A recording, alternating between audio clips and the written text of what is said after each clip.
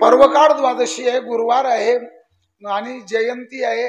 आणि हा जो कालखंड चालू आहे आता श्रीमद भागवत महापुराणाचा कालखंड चालू आहे.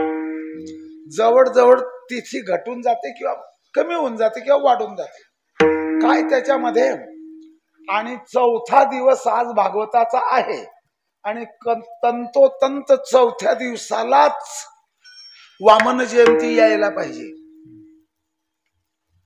जे भागवत चालू आहे तिथली गोष्ट आहे. चौथ्या दिवशी वामन जयंती.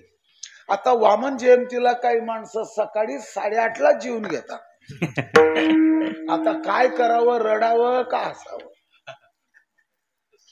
न्यारी दे बांधून आणि चालू वाढून दे. मला स्वयंपाक तयार नाही, चहा बिस्किट तरी दे.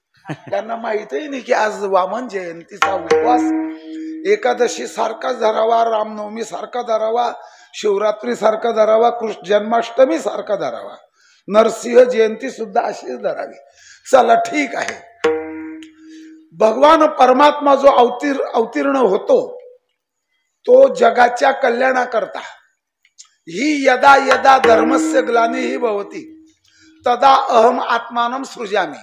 तेव्हा मी स्वतः आणि मायेचा आश्रय करून आणि प्रगट होतो. साधूना हरे